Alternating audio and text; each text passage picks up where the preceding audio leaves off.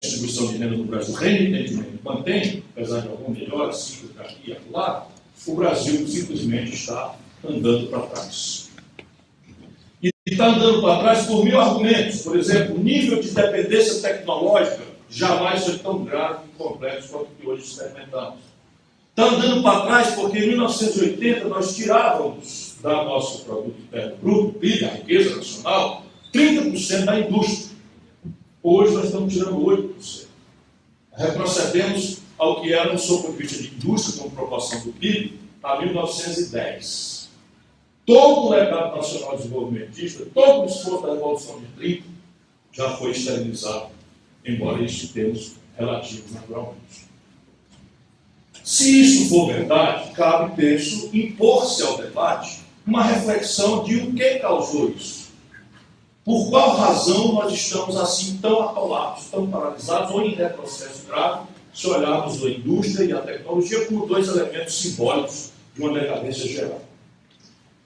Eu sustento para discutir, e aí peço a vocês paciência, para um olhar um pouco mais para trás.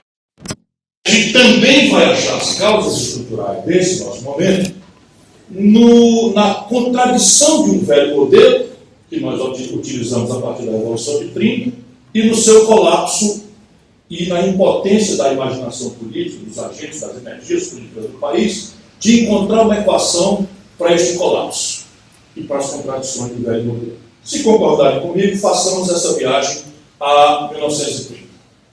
Em 1930, o Brasil tinha 80% do povo morando no campo. Apenas 20% do povo morava na cidade. E a economia brasileira, com uma simplificação grosseira, que eu peço perdão para os mestres, mas os doutores alunos também, apenas por economia de tempo, o Brasil basicamente tinha uma economia rural de subsistência. Nosso povo plantava para comer, e os excedentes econômicos exportados, uma mancha de gado por aqui, uma mancha de mineração por aqui, uma mancha de cacau pela Bahia, uma mancha de gado no Rio Grande do Sul, mas fundamentalmente, veja, tem o retrato? Se não tiver, tem. Se não tiver, é só.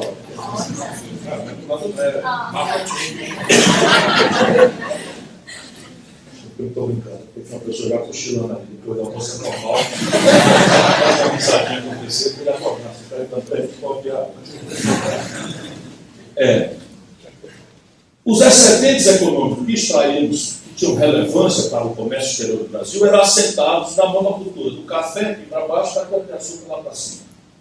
E baseados na oligarquia rural, do latifúndio, escravocrata, pesadamente escravocrata, e que tinha sofrido aquela violência que a princesa Isabel promoveu e substituiu o desapreço ao trabalho pela exploração da mão de obra migrante, desesperada, fugida da droga e de espaço de compulsão social ou econômica. E esse era o Brasil de 1930. É nessa data que a elite brasileira do tempo, e é importante que a gente recupere algumas questões conceituais, paradigmáticas, científicas mesmo, porque de repente o país começou a fazer a apologia da ignorância. Não que a gente seja, para ser da política, tem que ser doutor, não. Mas não é possível que a gente ache que a ignorância é bom conselheiro para qualquer abordagem. Parece que a ciência é a melhor conselheira para qualquer compreensão dos problemas. Pois bem, na data, havia uma ciência que estava emergindo e que foi praticada empiricamente como resposta à grande depressão que explodiu a Bolsa de Valores de Nova York. Até aquela data, a maior crise agônica do capitalismo global, a depressão de 29. E ali, influenciado pelo Lord Keynes, se experimentou uma institucionalidade que era o Estado empresário, mobilizando capitais próprios ou flutuando uma dívida de longo prazo, que o Estado era devedor, entrando em parceria com o domínio privado para turbinar a economia catatonizada pelo colapso de 29. Funcionou de uma forma absolutamente extraordinária. O New Deal do Roosevelt, que é um exemplo mais eloquente, funcionou de uma forma absolutamente impressionante. No passaram 24 meses, a economia americana estava de volta a dar sinais exuberantes de vitalidade. Vem a agonia da guerra, esses debates se interrompem e, vencida a guerra pelos aliados, o espaço europeu destruído pela guerra foi recuperado pela mesma engenharia política, de economia política. Né?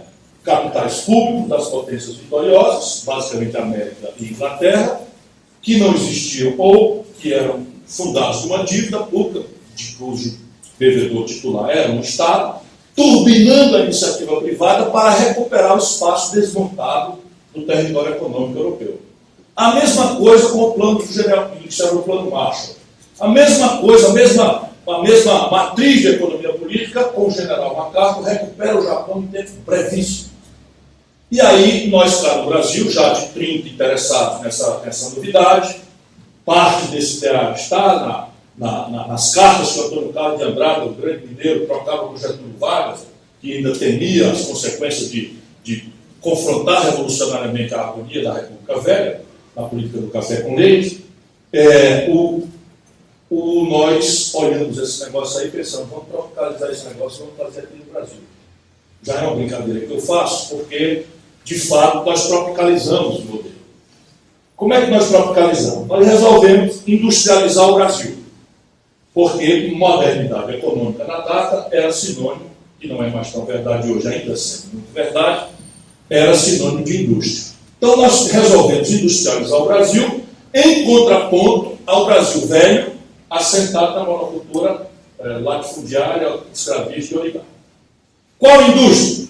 Que eu não dou volta a dizer, chamando a atenção desse episódio histórico, senão para compreendermos o dia de hoje e as pistas que temos por tarefa a debater para o futuro. Qual é a indústria? Perguntaram os judeus. Olha, o que o Brasil está comprando do estrangeiro com grande quantidade? Aí está a pista de onde vamos fazer a indústria nacional nascer. Se o Brasil está comprando, vamos lá, 100 mil enxadas do estrangeiro, o rudimento de metalmecânico nós não tínhamos, era tudo artesanal. Então a enxada industrial e tal era importada. Então nós estamos comprando do mundo 100 mil enxadas. Então está claro que cabe fazer uma fábrica de enxada no Brasil, capaz de produzir 100 mil enxadas para o mercado doméstico, mais 50 mil, 70 mil de excedente exportável por onde nós vamos enriquecer. Então fizemos um mapa e tudo que o Brasil comprava de volume do estrangeiro estava ali dado a mapa por onde nós íamos tentar fazer nascer a indústria nacional. Primeiro problema, lá, hoje, é a resposta à aguda questão de onde vem o dinheiro para pagar esse trem.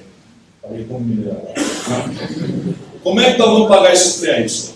De onde é que vem o dinheiro para pagar esse trem? Olhando os capitais privados, eles eram muito exíguos, muito modestos, muito pequenos e politicamente ariscos à novidade.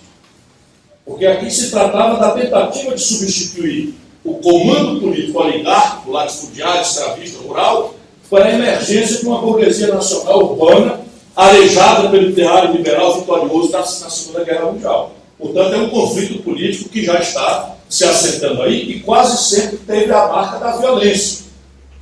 Para que esse projeto se implantasse, é mentira que a elite brasileira inventa e repete, que nós somos uma sociedade pacífica, de vocação democrática, nós somos uma sociedade violenta, autoritária e de baixíssima tradição democrática.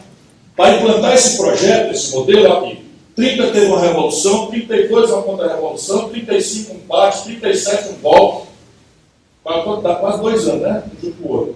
46 a redemocratização, 54 o suicídio do Vargas, 55 vários golpes de Estado e atentados contra a vida do grande brasileiro das Minas Gerais, né, Juscelino Kubitschek, 61 um golpe, 62 um contra-golpe, parlamentarismo e restauração do presidencialismo, 64 um golpe, 68 outro golpe e 1988 a restauração e 2016 outro golpe.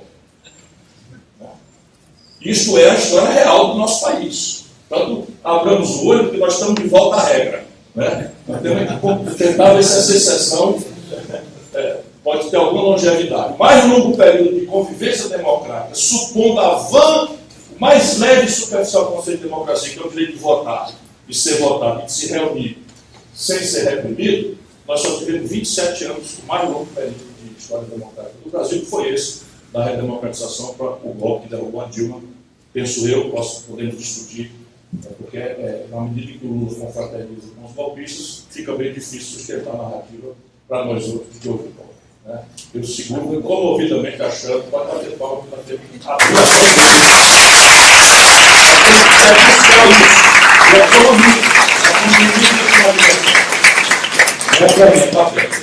Então vamos voltar à nossa linha de raciocínio. Vamos industrializar o Brasil, não tem dinheiro desse campo, porque é pequeno, muito importante essa informação, e politicamente arisco a novidade. Nasce daí, por isso eu chamo de modelo tropicalizou o keynesianismo, a ideia de nós criarmos um atalho ao nosso eterno adiamento dos conflitos políticos necessários para estadólogos, né, que estão se formando aqui, do eterno conflito que adiamos de confrontar a institucionalidade, ou de desenharmos a institucionalidade capaz de construir o capital que precisamos para sustentar nosso desenvolvimento domesticamente. Então, nasce da ideia desse conflito ser bypassado, de ser contornado, de ser evitado, muito próprio das elites brasileiras, a ideia de nós criarmos um atalho fundando uma dívida. Então, nós íamos fazer um projeto de desenvolvimento cujo motor central era o dinheiro dos outros que nós não tínhamos. E nos recusávamos ou teríamos fazer os conflitos políticos inerentes à construção desse nível de poupança doméstica que sustentaria com o nosso próprio nariz, nossas próprias energias, nossas perspectivas de desenvolvimento. Então, não havia tanto erro assim, é bom que se diga em defesa dos brasileiros do tempo, porque o capital financeiro da época, entendamos isso para compreender o drama moderno, era muito diferente do que é hoje. O dinheiro que o Brasil, por média, contratou ao longo das décadas de 40, 50 e 70, até perto dos anos 80, era da seguinte natureza: 3 anos de carência, ou seja, eu tomava $1 bilhão emprestado hoje, tinha 3 anos para começar a pagar, 12 anos para pagar em prestações esse dinheiro, e o juro médio, 3% ao ano. Só para vocês terem uma ideia, quem não está iniciado no assunto, quem mexe com cartão de crédito está pagando 486% de juro ao ano. Quem mexe, às vezes, no cheque especial, paga 382% de juro ao ano. Então, o Brasil tomava dinheiro emprestado a 3% de juro ao ano.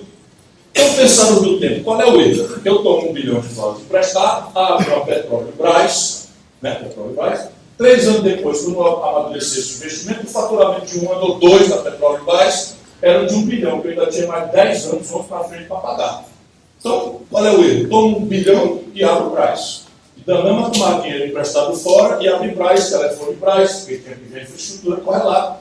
Siderurgia Braz, Estrada Braz, Estrada de Ferro Braz, Porto Braz, e foi fazendo aí ou diretamente o Estado, ou elegendo arbitrariamente uma burguesia nacional via manipulação de câmbio, renúncia fiscal, entrega de dinheiro a fundo perdido, empréstimo subsidiado para não ver nunca mais o retorno do dinheiro. Fomos criando, né, sempre assentado em dinheiro público que não existia e lastreávamos esse dinheiro público com endividamento. Este modelo produziu o Brasil que temos aí fora e a sua exaustão. A esse modelo e a sua exaustão, nós devemos o Brasil que temos aí fora. Muito importante destacar o Brasil que temos aí fora para o bem. Porque não é verdade, como hoje essa onda de depressão coletiva que nós estamos, né, experimentando, tanto, como dizia o velho Rude, tanto ver triunfar a impunidade, de tanto ver premiada a molecagem, a impunidade sendo o prêmio da ladoeira encastelada dentro do Palácio do Planalto, os tribunais falando pelos cotovelos, o Ministério Público virando jornalista, e uma verdadeira vacina. A depressão do nosso povo é grande. Porém, eu gosto muito de lembrar nesse ponto da minha reflexão, que por este modelo, quando nós ordenamos nossas inteligências, nossas energias, o Brasil produziu em rápidas 3 décadas e meia, o que é absolutamente fenomenal, a 15ª economia industrial do planeta. Não há defeito genérico na nação brasileira. Agora a China vai nos tomar esse recorde, mas era do Brasil consistentemente, por mais de meio século, o mais sofisticado e veloz experimento de desenvolvimento do mundo capitalista. Então nós somos uma sociedade capaz. Não há defeito genérico, ordenada a nossa energia, já produzimos exemplo prático, não é negócio de patriotada de quem ama o Brasil, e eu amo extremadamente. A minha cabeça não explica o que eu sinto no meu coração pelo Brasil. Às vezes até me dá vontade, muitas vezes já tive, já fiz, de me aquietar, porque não é fácil não a gente andar discutindo essas coisas no país. Não regresso, nenhum arrependimento. Porém, o Brasil que temos para o mal aí fora também não é uma consequência fatalista e selvagem do acaso. O Brasil que temos aí fora é consequência de contradições deste modelo modelo, de imprevisibilidades algumas desse modelo, e do colapso desse modelo ali no ano 80, que simboliza como uma referência, como eu já tentei fazer consigo, né, de uma mudança de era na nossa história. O Brasil que temos por mal, vou destacar dois fenômenos. Lembra que a gente era 80% rural e 20% urbano? Ninguém no planeta Terra conhece as consequências de uma migração campo-cidade em 30 anos que inverte a equação. 82% da população em 30 anos sai do campo para procurar um emprego com carteira assinada, com salários bons, com 13º, com férias, com proteção à insalubridade que a indústria nova oferece. Então, nós hiperurbanizamos o país. Só para vocês terem ideia, o fenômeno chinês contemporâneo regula os fluxos de migração popular. Simplesmente é proibido alguém achar que deve mudar do campo para a cidade sem preencher um monte de formulários, saber onde é que vai matricular o filho, onde é que vai morar, e o governo vai antes, faz a escola, faz a saúde, faz a moradia, e só então autoriza a migração. Nós colapsamos a estrutura urbana brasileira, e daí sai toda uma explosiva agenda, né, do Brasil contemporâneo, derivado dessa hiperurbanização descuidada, né, sem planejamento, que nós permitimos acontecer na omissão, imprevisibilidade ou do autoritarismo que sufocou a democracia e nos obrigou a engolir o caso de tudo que viesse, né, imposto pela realidade. Mas o pior indicador não é esse. Aliás, deixa eu resumir o indicador só para vocês, né, agentes que amanhã podem qualificar a burocracia brasileira. Hoje, quase 90% da população brasileira vivem em 0,64% do território. Hoje, quase 90% do povo brasileiro está morando em menos de 1% do território. Está um adensamento urbano, a favelização, né, das cidades, que acabaram criando territórios para o baronato do crime, porque ali não chegam os serviços públicos, não há acesso nem para as funcionalidades básicas do Estado, se encastelam barões do tráfico e da droga e das facções criminosas, e a população tem que celebrar pactos de sobrevivência, né, um misto de cooptação clientelista e terror, para poder sobreviver. Isso não é trivial e não será resolvido a golpe que fazem feito. Bandido bom, bandido novo, essas coisas assim, elas fazem muito bem a catástrofe para quem está com um filho muito, né, enervado como o nosso está, mas se quiser falar sério, meu irmão, vamos pensar no assunto com a complexidade que ele tem. A mais grave sequela, portanto, não é essa. A mais grave sequela é que resulta deste modelo que empata capitais públicos inexistentes, assentados numa dívida que a futuro chegou, por exemplo, e venceu. Nós produzimos a mais brutal desigual distribuição de renda do planeta. Entre todas as economias organizadas do mundo, com todos os espasmos de melhora cíclica que tivemos, mas os retrocessos acabam esterilizando parte importante, como está acontecendo agora, o Brasil tem a pior distribuição de renda do mundo. Vou dar um exemplo para vocês que parece mentira, e eu peço que todo mundo cheque no Google, né, para ver se eu não estou exagerando.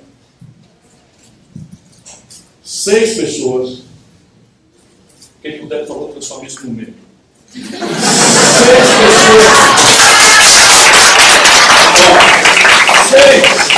pessoas, não é 600, nem é 6 mil. 6 pessoas no Brasil têm a fortuna equivalente aos 100 milhões de brasileiros mais pobres. Ouviram? 6 pessoas têm fortuna que, somada, é equivalente à renda das 100 milhões de pessoas que constituem metade da população do Brasil. Sabe onde é que tem isso no mundo? Em canto nenhum. Bocadiço, né, onde as conflagrações tribais africanas, no fundo do velho Congo, nada existe parecido com esta selvageria que nós, em pleno século XXI, estamos agudizando, estamos piorando. E isso, então, nos traz a contradição do diagnóstico. Mas isso é a queda, tem coisa. O modelo, ao produzir essa contradição, que já exigiria uma adaptação estratégica, lá para trás, o modelo morre. Ele morre de morte morrida e de morte matada. E aqui não dá para discutir isso, porque é morte em cima de morte. Morreu de morte morrida por quê? Lembra que ele dependia de fluxos internacionais de capital de longo prazo e barato? Orgânica, vitalmente? Pois bem, essa realidade sumiu do planeta. Não existe mais. o dinheiro eletrolizou-se, virou smart money, em tradução literal é dinheiro esperto, que basicamente é o seguinte: no momento que nós estamos conversando, em Wall Street, um bequinho de um bairro lá de Nova York, ou em Manhattan, tem um grupo de garotos, mais ou menos da idade de vocês, 20 e poucos anos, sentado atrás de uma tela de cristal líquido, arbitrando ganhos especulativos de prazo curtíssimo, worldwide, ou seja, mundo afora. Pisca ali uma luzinha dizendo que o Brasil abriu com o título de uma operação compromissada do Banco Central pagando 20% por 4 dias. Isso aqui não é mentira, está acontecendo criminosamente, de forma clandestina no nosso país. Aí ele pega e aperta lá, shift, control, alt, delete, não sei o que e tal, transfere 10 bilhões de dólares e entra no balanço de pagamento, mexe com a taxa de câmbio do país, e amanhã tem uma notícia de que o Michel Temer não vai dar conta de passar a reforma da Previdência. Todo acendeu a luzinha aqui, incrementou o risco. Shift, alt, delete de volta, tira 10 milhões, o câmbio oscila, desmonta os planos de negócio, arrebenta com a política monetária, com a política fiscal do país, ou seja, 100% dos países que montaram suas matrizes de desenvolvimento, premissionalmente dependentes de fluxos internacionais de capital, quebraram. E o Brasil quebrou espetacularmente no ano aqui. Porém, tem a morte matada. Essa é a matada, tem a morte corrida. Lembra que o modelo dependia de um ciclo de substituição de importações? Essa substituição de importações era possível porque as tecnologias do passado não tinham tanta e tão grave centralidade como assumiram nos nossos modos modernos de consumo, e muito menos se sucediam com tanta frenética e velocidade. Quando o Juscelino trouxe a primeira linha de montagem de automóveis, da linha de automóveis do Brasil, ele trouxe uma linha usada da Volkswagen alemã. Essa linha de montagem foi trazida da Alemanha e, para pacificar a confusão de 32, assentada em São Paulo. E lá, essa linha de montagem, uma vez pronta, produziu um Fusca que era rigorosamente o mesmo Fusca que estava saindo da linha de montagem nova em Berlim, ou em Munique. Era igual mesmo, o mesmo Fusca. Portanto, a necessidade, o prazer de ter o que ele tem, era mais ou menos equivalente para o Brasil, que saiu 10, 12, 15 anos atrasado, replicando a linha de montagem. Porém, a nova linha de montagem que a Volkswagen montou lá, introduziu um negócio que a gente não quis estudar, que é, pelo impacto tecnológico, um negócio chamado ganho de produtividade. Então o Fusca era igual, que a gente tinha ilusão que estava equivalentes com eles, mas a nossa linha de montagem produzia um Fusca por dia. E a nova linha de montagem produzia 5 por dia. De maneira que os custos fixos do nosso aqui faziam com que o preço de um carro tivesse que pagar, vamos dizer, o salário diário de todo mundo. E 5 Fuscas saíram para pagar o salário diário de todo mundo. Portanto, a produtividade começou a impactar. Isso lá atrás. Imagina hoje você, o que está acontecendo na informática, o que está acontecendo nas telecomunicações, na informação, no celular, no smartphone, né, na química fina, nos novos materiais, nos supercondutores, na nanotecnologia, na robótica, na mecatrônica. É assim, ó. A tecnologia está mudando com uma freneticidade que capacidade de processamento de um chip quadruplica em um ano. E ninguém de nós está disponível, nem que seja irreflexivamente, a aceitar trabalhar com uma coisa atrasada.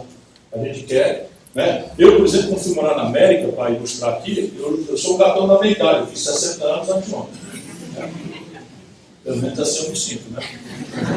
Pois bem, eu fui morar na América depois de ser deputado 2 vezes, ex-prefeito, ex-governador e ministro da Fazenda. E fui morar na América sem ter um convite da Universidade de Harvard, da Law School, para trabalhar lá como visiting scholar. Quando eu cheguei lá, tinham acabado de lançar um computador 486. Aí o meu irmão falou assim, não compra o 486, não, está dando um problema. Aí eu comprei um 386. E aí me disseram que tinha inventado recentemente um negócio que estava se popularizando, que chamava internet. Isso era 1995. 95. Aí eu disse, maravilhoso, internet. Aí ligava no cabo do telefone, fazia uma descarga da América Online, aí ele começava a negociar e fazia umas rodinhas. Tal. Aí de cada 10 tentativas, 7, caía 3, dava certo. Aí pá, aí 3.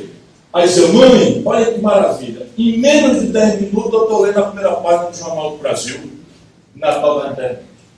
Hoje, se eu não baixar um filme 4K em 10 minutos, eu fico muito irritado. A minha internet Wi-Fi em casa tem que me entregar 200 megas, senão não serve. Não é assim? Você vai chegar lá, tenha paciência.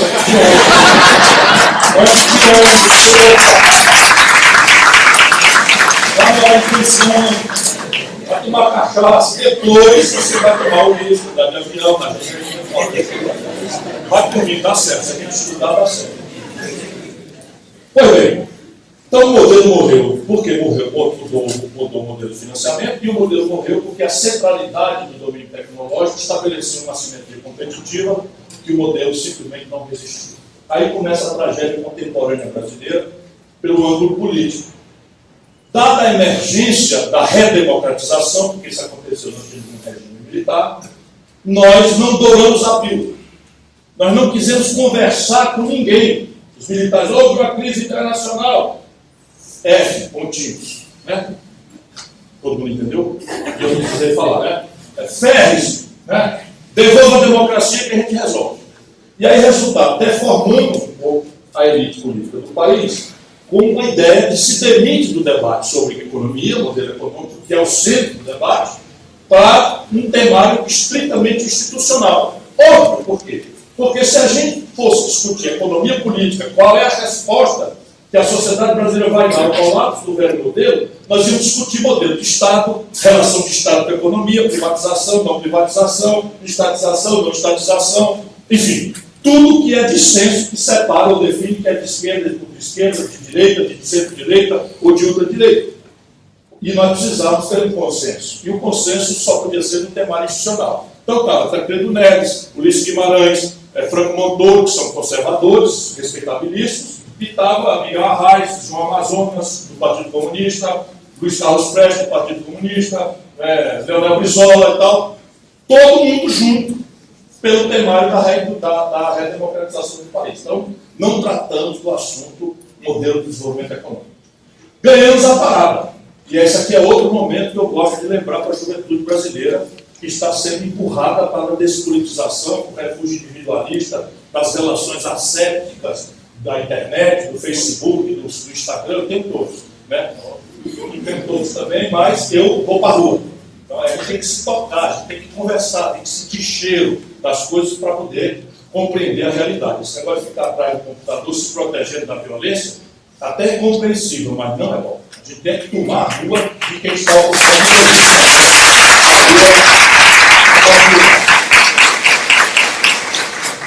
Pois bem,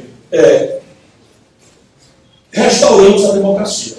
E isso é que eu quero dizer. Quando nossa geração organizou-se, nós tínhamos inimigos poderosíssimos. Muitos de nós morreram, outros tantos foram torturados, outros perderam nacionalidade, foram exilados. E ainda assim, gente querida, nós ganhamos todas.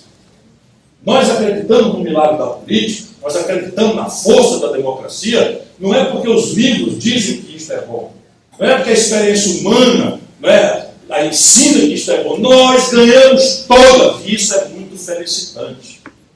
Isto é muito realizador para uma geração. Nós ganhamos todas, nós não perdemos nenhuma. Foi uma coisa impressionante. Anistia para gerar registro, ganhamos. Eleição direta, tudo, ganhamos tudo. Eleição, quer dizer, constituintes, livre, soberano, democrático, ganhamos todos. Ok. Porém, o problema era que o modelo tinha morrido de morte matada, e o problema não era propriamente a redemocratização. E começam as tragédias à brasileira.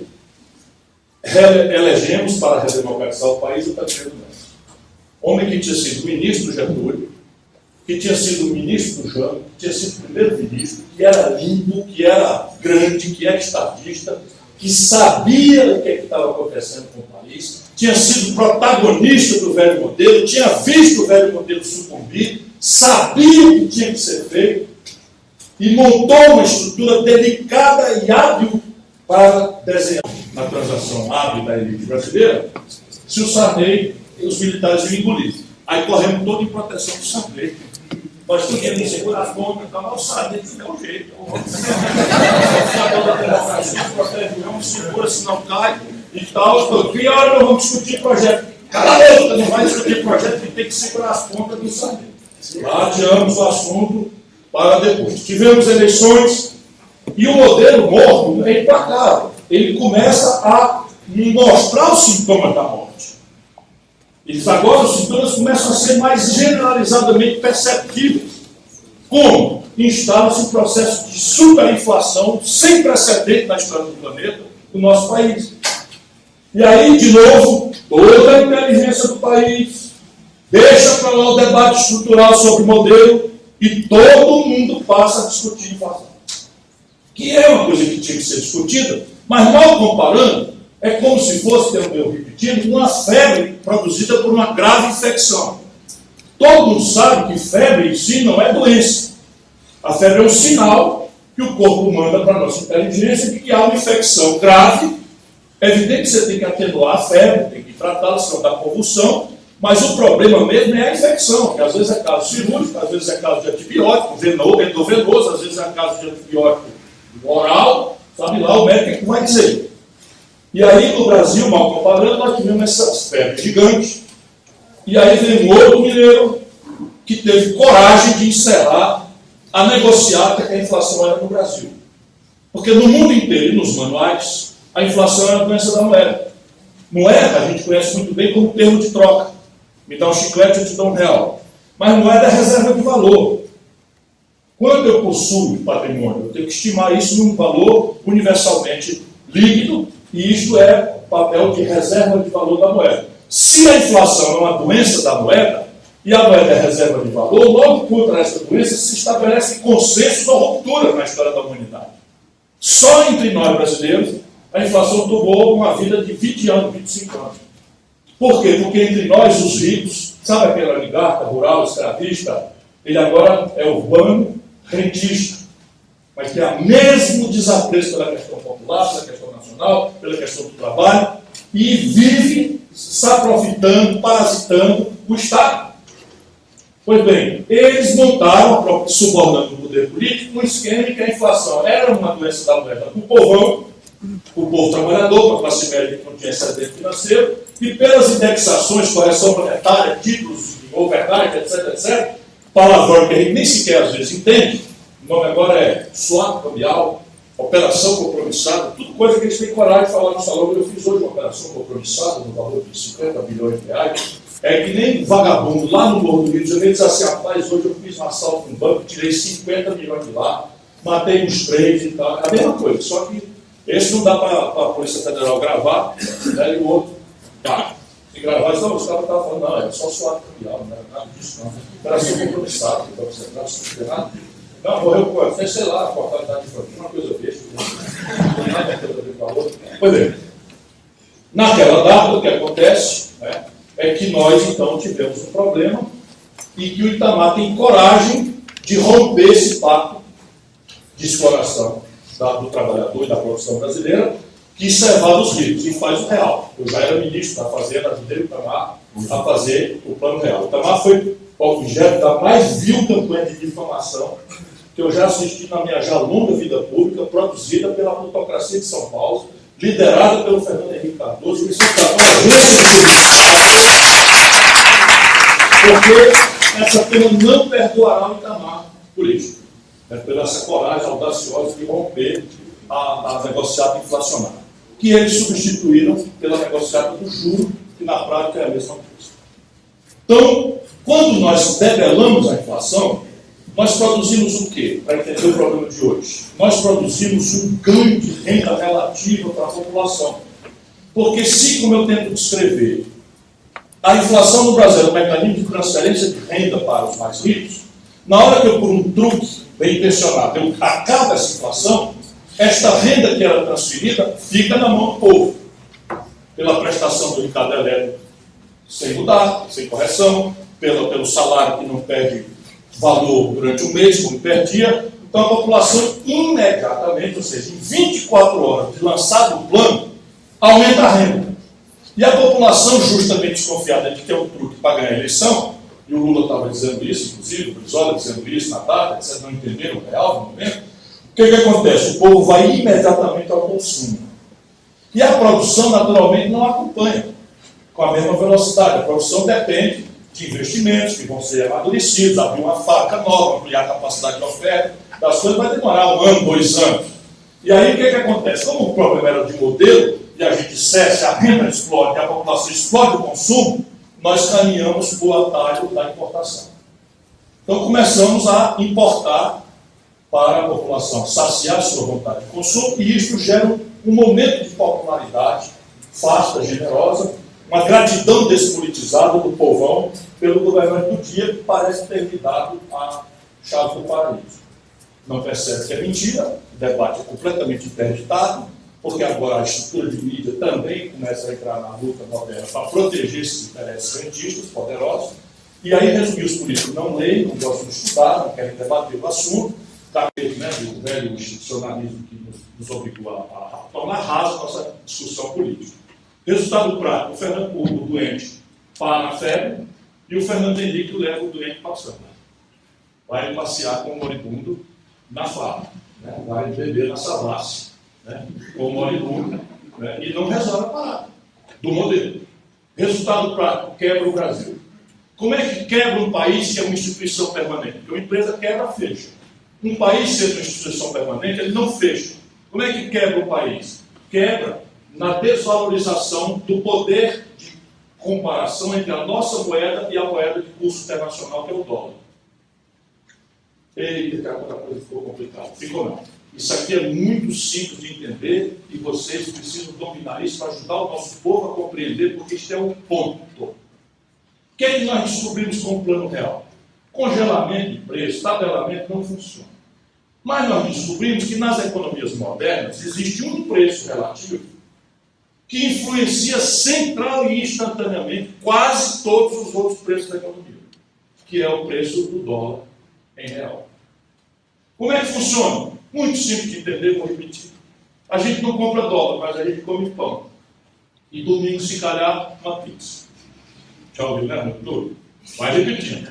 Vai repetindo para ajudar o povo a entender. Então a gente não compra dólar, mas come pão e pizza. E o Brasil não produz trigo com suficiência para o pão e trigo. Então nós temos que comprar trigo de fora, e a moeda de curso internacional única é o dólar. Então, se eu precisava de $1 para comprar, de R$1 para comprar $1 de trigo, e de repente eu preciso de $2,30, como aconteceu com o Fernando Henrique, para comprar o mesmo dólar de trigo, o preço do trigo sobe, o preço do pão e da pizza sobe. Então eu não compro dólar, o povo não compra dólar, mas anda de ônibus. O Brasil adotou a genial, extraordinária política. Eu fico pensando quem é o gênio brasileiro premiado com o Nobel de exportar petróleo bruto barato e importar 60% do óleo diesel que nós queimamos nos nossos ônibus. 60% da gasolina que nós queimamos nos nossos carros. Então, repare bem, a gente não compra dólar, mas anda de ônibus. O preço do ônibus é imediata a função do óleo diesel. E o óleo diesel agora, crescentemente no Brasil, é dólar. Então, se o dólar encarece em real, o preço do diesel encarece, o preço da passagem de ônibus vai encarecer. A gente não compra dólar, mas toma remédio. O Brasil adotou a extraordinária e genial política de prostração ao neoliberalismo, que nos foi vendido como ciência boa, sendo ideologia fraca e ruim. Nós resolvemos abrir mão de uma política industrial e comércio exterior. Gol, lindo gol. 80% dos remédios que nós consumimos são importados. Resultado, a gente não compra dólar, mas precisa tomar um Tilenol. Precisa tomar um Engolf, moderadamente. Né? Sábado. Né? E resultado, se a gente está de R$1 para comprar $1 de Engolf ou de Tilenol, agora precisa de R$2,30 para comprar um mesmo $1 de Tilenol, o Tilenol sobe. O celular não é dólar, mas é todo importado. 80% do valor do carro no Brasil são importados. A mercado é montado em Betim, mas 80% do valor, coração econômico dentro do carro, a mecatrônica, a informática embarcada ali, os sensores, etc., tudo importado. Dá 80%. Então eu não compro dólar, mas eu ando de carro. E se o dólar sobe, o carro sobe. Percebe? E tudo mais. Um dentista, a consulta e tal. Aí, doutor, peraí. Os pozinhos, as brocas, os anestésicos do dentista, tudo importado. De maneira que ele precisa repassar para o cliente dele algo ao redor referido a dólar, senão ele não repõe os estoques dos insumos com que ele trabalha. Então, resultado prático, o país desvaloriza a taxa de câmbio, ou seja, desvaloriza o real, e na hora que desvaloriza, o que é que acontece na prática? Eu podia comprar com $100, R$100 de coisas, e eu passo agora a comprar com R$100 50 dólares de coisas. Resultado, eu empobreci pela metade assim, do dia para a noite. Aconteceu com o Fernando Henrique e dá passagem ao Lula para ganhar isso. Então, um ciclo de consumo absolutamente insustentável, porque a erosão do processo produtivo está fazendo um hiato grande entre demanda do que nós queremos e a nossa incapacidade de empreender para produzir esses produtos. E aí quebra o país, valoriza o campo. Olha a sorte do Brasil como anda. Nesta data, quando se desvaloriza o câmbio em 99, um partido chamado PT, meus companheiros, resolve criar um movimento fora FHC. E o presidente do partido, na época, resolve assinar um pedido de impeachment do presidente Fernando Henrique Cardoso. E assina, e leva o pedido de impeachment, entrega na mão do então presidente da Câmara, braço direito do Fernando Henrique, Michel Temer. Vocês acreditam? Isso é o Brasil. Eu digo, Lula, meu irmão, que eu sou muito amigo, Lula, meu irmão, não faça isso. Escrever artigos, remédio para morrer no mundo não é impeachment. Na hora que um de nós for para o poder, esses caras vão fazer a diferença é que eles vão nos derrubar, porque eles têm dinheiro, eles têm poder econômico, a mídia, e nós não temos, nós estamos legitimando, você conversa, já está aí com tua saudade do tucanismo e tal, tá bom. Isso tudo está escrito, não gosto de ser profeta de obra vista, não. Está tudo escrito, e não é por profecia, porque era óbvio. Resultado, quando o Lula toma posse, vejam bem, a taxa de câmbio estava por um componente especulativo, e porque o Fernando Henrique quebrou o Brasil espetacularmente 3 vezes, a taxa de câmbio estava, no dia que o Lula tomou posse, eu era ministro da Integração Nacional dele, naquele mesmo dia, 1º de janeiro de 2003, a taxa de câmbio estava, o que seria o valor equivalente hoje, a R$ 9,20. E quando ele entrega para a Dilma, 8 anos depois, a taxa de câmbio estava em R$ 1,75. Quando o dólar aumenta, a gente perde o poder de compra. Quando o dólar diminui de 9,20 para 1,75, o que acontece? O inverso. Fica mais barato você sair de Belo Horizonte para Miami do que ir para Fortaleza. Quando é muito mais óbvio que Fortaleza é melhor do que Miami. Não é? O segundo turista lá do Ceará é mineiro. E não tem um voo direto. Vai todo mundo para o Brasil, que eu vou fazer daqui a pouco. O Vicente está dando tempo aí. Você está aqui no aeroporto de Jatão, sabe como é, né? Jatão da Gol, Jatão da Câmara, Jatão da Azul. Né? Não tem problema nenhum. Tá vendo? Eu tenho um jatinho, vai ter a etapa do jatinho. Tá vendo? Lá dando ônibus aí que você chega lá. Ela se queixou comigo aqui. Jamais faria isso. É só brincadeira para ajudar a paradinha que está pesado o assunto. Então vamos lá. Então com o Lula, deu-se de novo o mesmo fenômeno. Só que muito mais bem intencionado, muito menos malicioso. O Lula não tinha capacidade de calcular maliciosamente como o Fernando Henrique calculou. O Fernando Henrique fez de propósito. Sabia que nós tínhamos ajudado a fazer o real e ele tinha participado das discussões todas. Ele sabia que o desenvolvimento não podia ir para fora. Tinha que ser feito um novo desenho, um novo projeto nacional de desenvolvimento. E ele resolveu surfar na popularidade fácil, e esse ciclo de consumo populista dão de sensação de prazer da população. Justo, porque a nossa população vive com um consumo deprimido do básico. Quanto mais da possibilidade de acessar semiduráveis, de micro-ondas, geladeira, uma motocicleta. Eu respeito com o meu coração tudo isso. A questão básica é que isso tem que ser sustentável. E o Brasil não cuidou de desenhar um modelo estratégico de desenvolvimento. E aquele problema, então, de expansão do consumo, porque o câmbio sai de 9,20 para 1,75, apresenta um buraco crescente, monstruoso, agora estrutural, na conta do Brasil com o estrangeiro. Por quê? Porque todo o nosso moderno modo de consumo se refere a um padrão, como eu já descrevi, que é muito sensível aos importados. Toda a eletroeletrônica, toda a química fina, novos materiais, tudo é importado. E aí eu vou quebrar. Por que não quebramos a circunstância do Lula? Porque, exoticamente, a China estava bombando e a China tem uma complementariedade econômica orgânica, umbilical com o Brasil. Ela compra os nossos produtos por razões sensíveis, estratégicas, de segurança alimentar. Então, veja bem, vamos resumir. Quando o Lula entregou o poder para Dilma, nós estávamos vendendo uma tonelada de minério de ferro tirada aqui de Minas Gerais por $190. Quando a Dilma foi derrubada, a mesma tonelada estava sendo vendida por 38. Quando o Lula entregou para a Dilma, nós estávamos vendendo um barril de petróleo por $110. Quando a Dilma foi derrubada, nós estávamos vendendo o mesmo barril de petróleo por 30. E assim tudo. Resultado, com Lula, porque o câmbio desceu e porque as commodities subiram de preço gigantesca, a sociedade brasileira sentiu uma expansão de poder de consumo gigantesca. Mas praticamente nada foi feito em matéria de resolver o problema do modelo nacional de desenvolvimento. E nós que tínhamos 30% da riqueza extraída da indústria, chegamos a 8%, como eu já falei para vocês. E estamos importando tudo o que precisamos, e com a Dilma desfinanciada o preço das commodities, nós quebramos de novo. O que é quebrar? Como nós já conversamos, é desvalorizar a moeda em relação ao termo de troca internacional. Então a Dilma recebe a taxa de câmbio a 1,75 e no dia seguinte que ganha a reeleição, passa a taxa de câmbio para 4 por 1. Ou seja, a população sentiu perder metade da capacidade de consumo do dia para a noite. E ela ainda, para completar, fez um tarifaço de energia elétrica, que são tarifas públicas sensíveis à taxa de câmbio, porque o Fernando Henrique também nos ligou essa molecagem, que é para privatizar, interessando aos estrangeiros, como aconteceu agora com as 3 hidrelétricas da CEMIG. Eu não sei como é que Minas engole uma dessas, francamente. Não sei. Não sei como é que Minas engole uma dessas.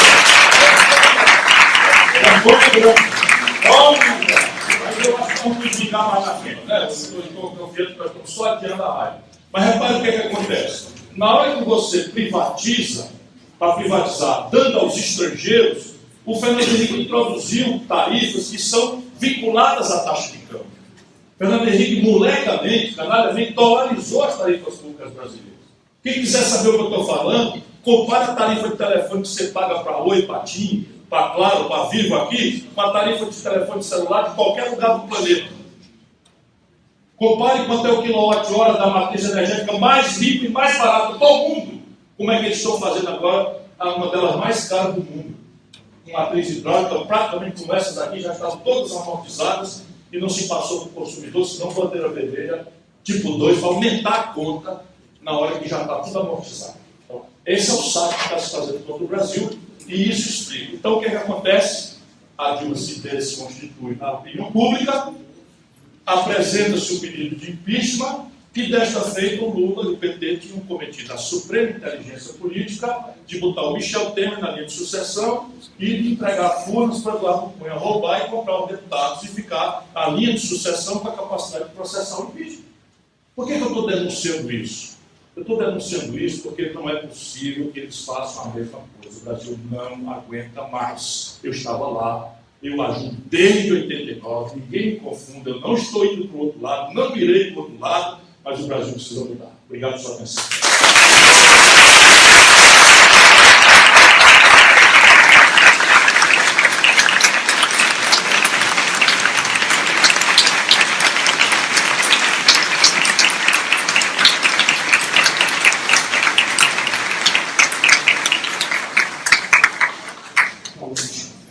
Muito obrigado, Ciro.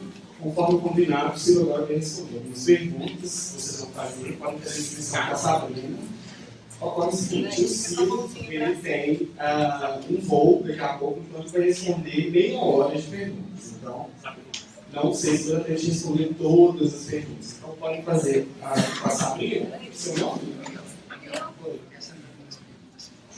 Sim, as perguntas, por gentileza, serem bem rápidas.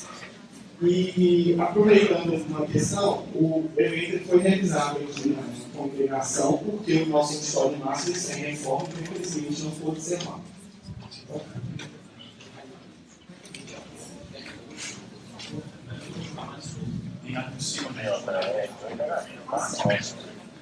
Bom, obrigada. Gostaria de dar as boas-vindas ao Ciro Gomes, aqui na Justiça Casa. Gostaria de perguntar ao Ciro, porque sabendo que em 2016, só em julho da dívida pública, o Brasil pagou 406 milhões. E a dívida hoje está chegando a mais de 3 trilhões, 4 trilhões. Então, bem preocupante. O que o senhor propõe para que a gente possa resolver isso? E, principalmente, a questão da dívida interna também. Muito obrigada. Essa dívida que você mencionou é interna. Hoje, o Brasil, sob o ponto de vista de contas externas, está até com uma certa ineficiência. Nós temos em reservas cambiais 2 vezes o que temos de dívida externa. Portanto, liquidamente, no estrangeiro, nós não temos problema. O problema é interno. O Brasil está com 4 trilhões, se aproximando de 4 trilhões de reais de dívida interna.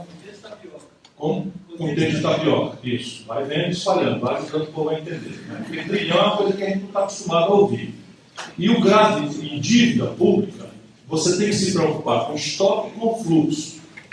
Dívida pública na literatura e no jargão da imprensa compara-se com o PIB.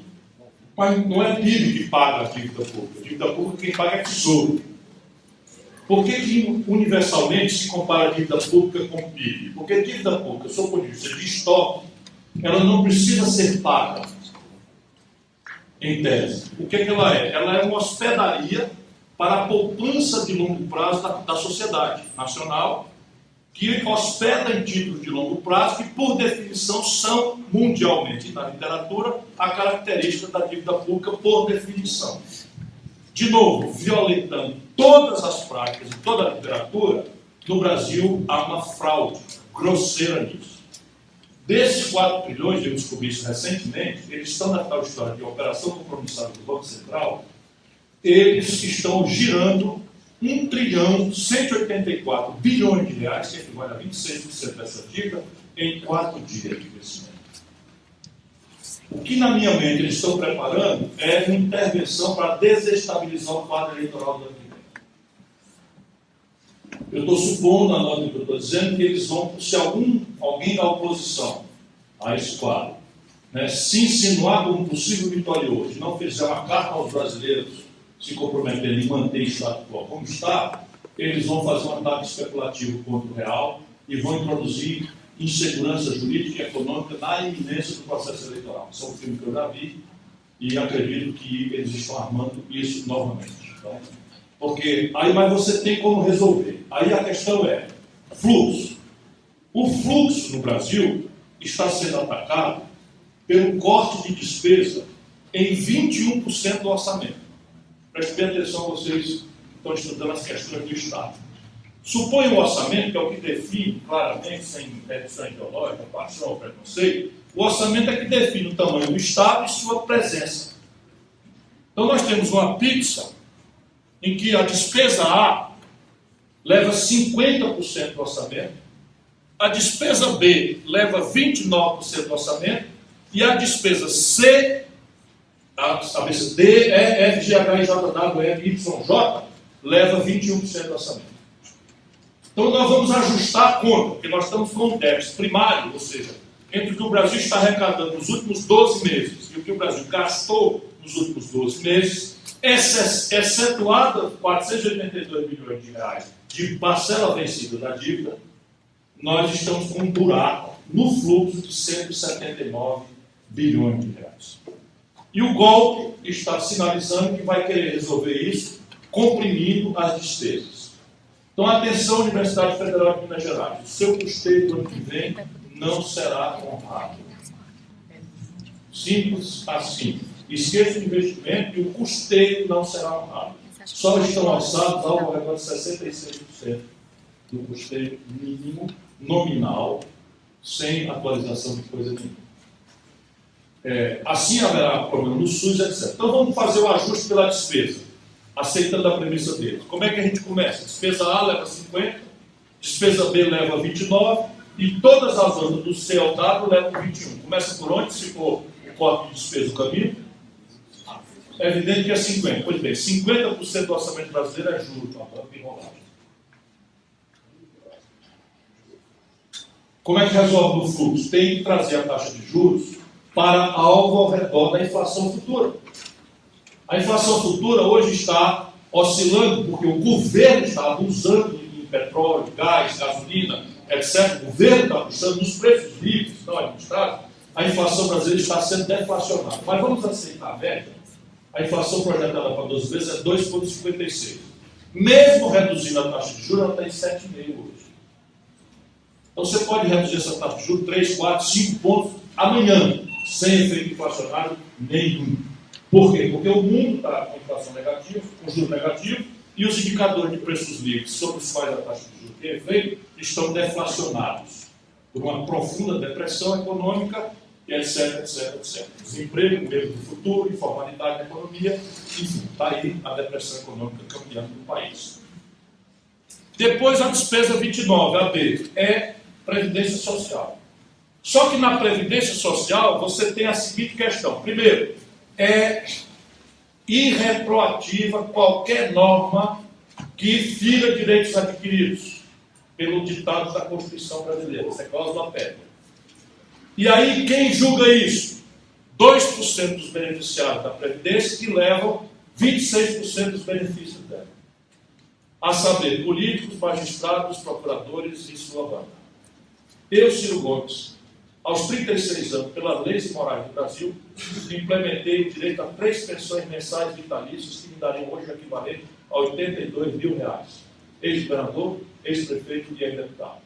Estou dizendo isso agora só para ter moral, mas culhambar, eu nunca aceitei receber esta imoralidade. Agora, comprei o Brasil e ninguém vai mexer porque é irretroativo e quem julga essa irretroatividade são os suas excelências dos magistrados, que inclusive se atribuíram direitos inexplicáveis, tipo auxílio moradia para quem mora na cidade e tem o seu próprio imóvel dele e reside. Imunes ao imposto, como se fosse imune aos seus salários, considerando irredutibilidade de vencimento. Isso é outro debate.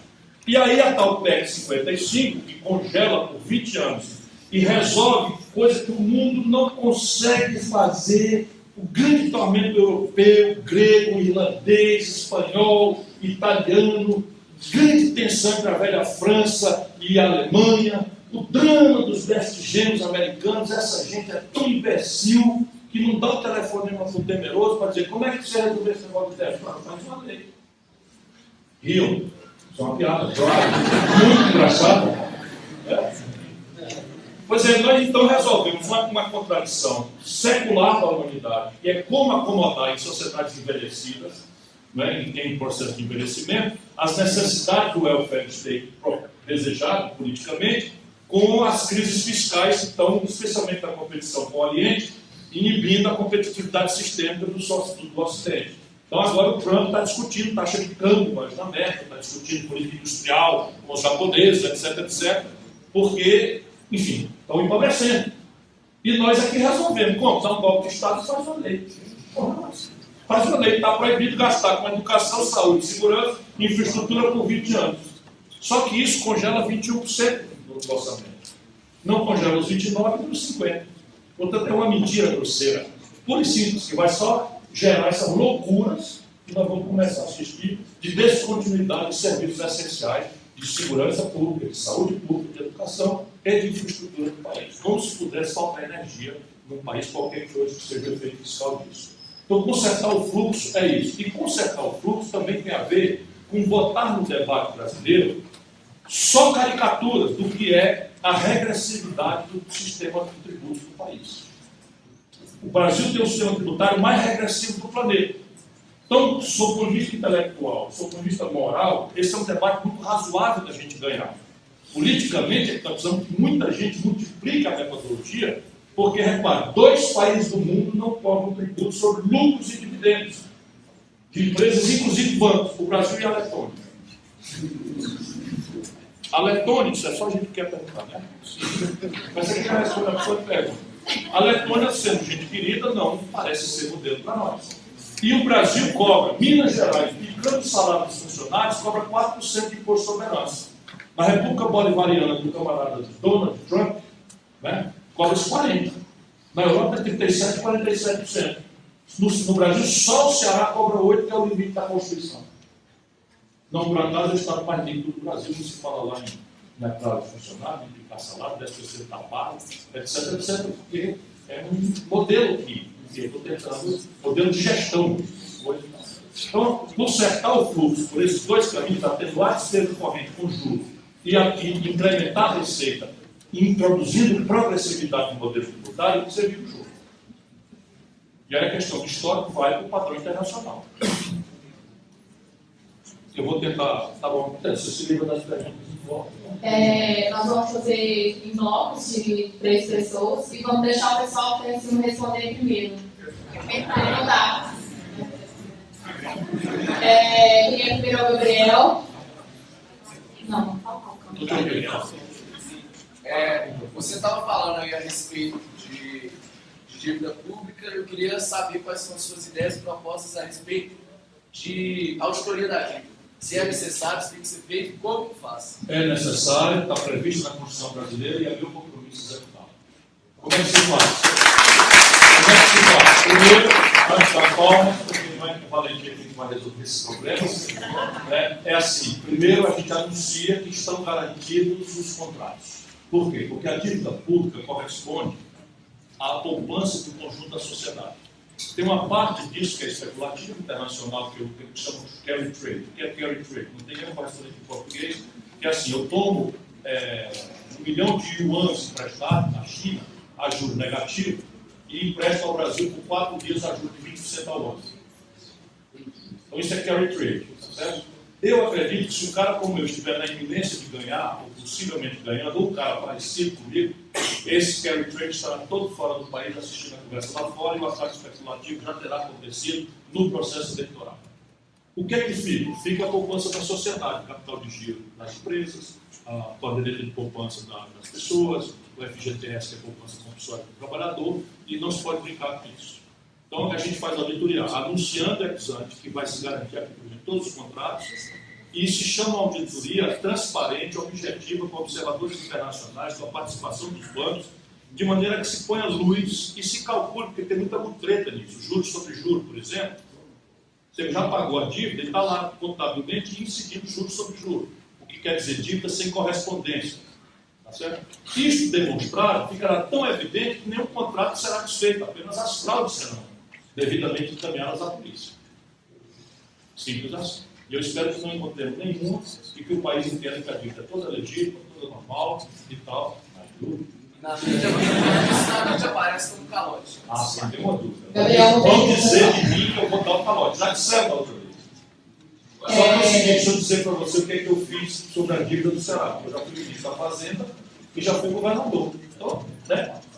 O que é que eu fiz como governador do Ceará? Eu tinha a arrecadação fiscal mais sólida do Estado do Brasil, como hoje ainda é do Ceará, e eu tinha 37% de receita líquida livre para investimento. Hoje está em 11%. Então, não é crise. O Ceará está investindo só 11% da sua receita líquida. Minas está com poupança negativa. Não pode investir nada a não ser os recursos vinculados. Mesma coisa Rio, mesma coisa Rio do Sul, mesma coisa mais 20 estados do Brasil.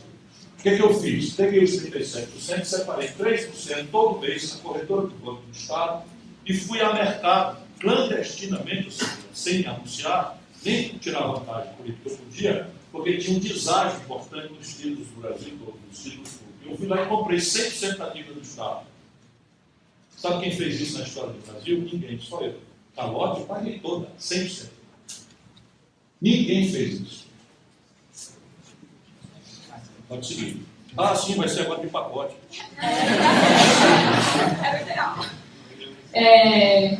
Então vai os três agora, né? Que agora respondeu essa. É o Caio, pode perguntar. Depois o Pedro. E depois o...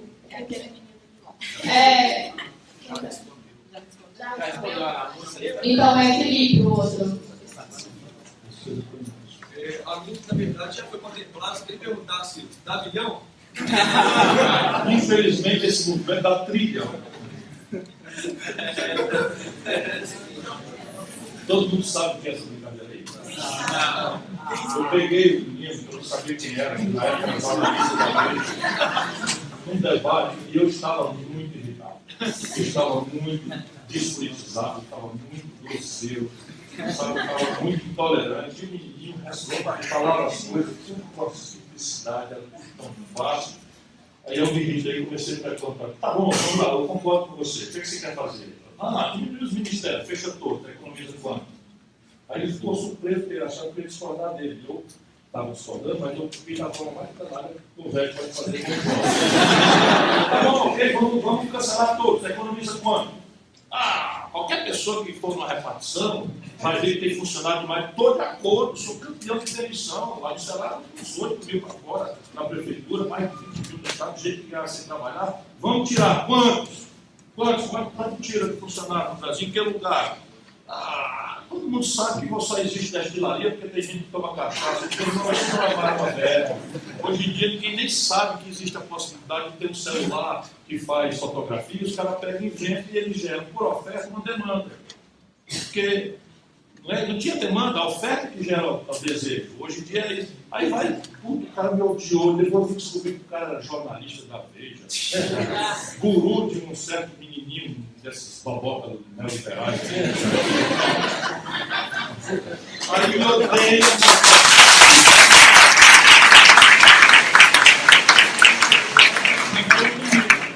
Essa é a direita brasileira mesmo, que está meio sem expoente. A direita brasileira mesmo está meio sem expoente. Eu gosto, eu respeito, porque me acrescenta, me obriga a pensar, a estudar. Eu era grande amigo do Roberto Campos, esse é o cara de direita. Falava grego, sabia a etimologia das palavras, foi embaixador do Brasil dos Estados Unidos, respeitado. A gente chamava de Bob Fields, a gente não concordava com nada, mas é um debate que eu ganhava muito.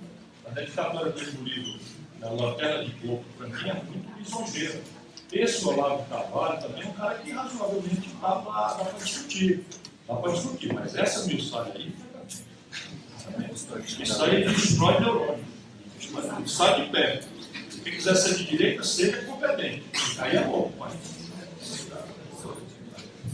O senhor falou a respeito de uma falência generalizada do sistema brasileiro. Mas o senhor não falou a respeito da sua opinião para reconstruir isso. Então, como é que seria a reconstrução, sobre a sua ótica, do seu ponto de vista, desse sistema econômico novo do Brasil? Pode fazer. A minha pergunta é uma que eu vi um pouco discutida, né, nas questões das agendas, que, na verdade, justamente por ser uma agenda nacionalista, eu queria perguntar sobre a agenda internacional, que é sobre a crise de refugiados. O Brasil tem recebido muitos CIGs aqui, e pela falta de programas para atender essas pessoas, a gente tem utilizado Bolsa Família, tudo isso. Não é legal, mas eu queria saber a sua opinião sobre isso. E sobre essa questão da crise dos refugiados, o que você pretende fazer em relação a isso? Obrigado. Professora, eu queria perguntar, na realidade, mais uma questão prática dentro da universidade. No ano passado, com essa questão da PEC, a gente viveu um momento muito intenso de manifestações políticas por parte dos estudantes, das ocupações. Foi uma discussão ampla dentro da universidade. Eu sou servidora aqui da Casa Técnica Administrativa, nossa categoria foi uma das primeiras no Brasil a entrar na greve contra a PEC em defesa das universidades. E apesar de toda a movimentação, nossas caminhadas pela rua, nós somos inclusive nas estações de móvel aqui da cidade, tentar conscientizar as pessoas, a PEC passou de uma forma de atropelo em cima da população, em cima do favor. E por mais que a gente tenha vontade de atuar, de ir para a rua, a gente enfrenta um bloqueio midiático muito grande, uma conscientização baixa das pessoas, as pessoas não têm muita noção do que está acontecendo. Isso eu digo assim, o povo mesmo, não só a elite que frequenta os ensinos superiores. E a partir disso, é muito difícil enxergar uma alternativa de ocupar efetivamente as ruas sem atrapalhar as pessoas que estão tentando ganhar o dia a dia delas. Como, por exemplo, a gente trabalhando aqui no centro, a gente vê diariamente manifestações diversas e as pessoas nem perguntam mais o que é que as pessoas estão falando. Reclama assim, que eu não consigo chegar em casa porque o trânsito está uma porcaria. Então, assim, o que de fato a gente poderia fazer? Como ocupar efetivamente de uma maneira que conscientize, de uma maneira que agrede, porque a sensação é de não ter o que fazer.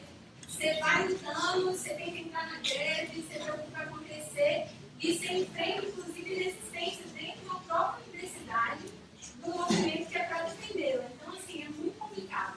Agora, a gente, como categoria de técnicos administrativos, está discutindo a greve. Eu participei muito ativamente da última, não sinto nem vontade de participar dessa, porque a gente não vê uma solução. Então, assim, é mais isso que eu gostaria de ponderar, porque falar ocupar as ruas, eu acho que todo mundo tem essa vontade, mas como de fato ocupar e ver uma resposta? Como sentir essa mesma sensação que essa geração teve de a gente venceu essa?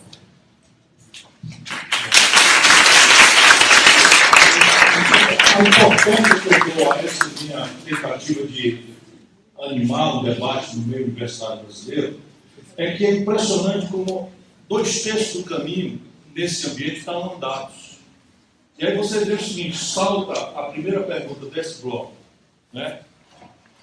Qual é a solução? Perceberam que na minha dinâmica aqui eu pesei bastante no diagnóstico. Por quê? Porque o diagnóstico é que é o original na minha pregação. Se você olhar as coisas do Brasil por esse ângulo que eu estou olhando, vai ficando meio que evidente. E aí eu me der 30 minutos, eu então faço uma opção. Eu vou pesar no diagnóstico, vou inquietar todo mundo, e é fatal que alguém pergunte. Muito bem, falou da problemática e a solucionária. Né?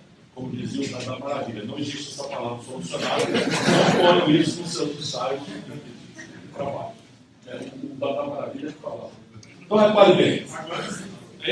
Agora existe já? Foi incorporado, né? Então, boto com aspas e tal. Vamos ver. Então, a solução da questão brasileira passa pela premissa ideológica de que o espontaneísmo individualista das forças do mercado não tem resposta para essa equação complexa como é. Façamos logo neste primeiro momento, antes que incompreensões odientas se levantem, a homenagem ao mercado.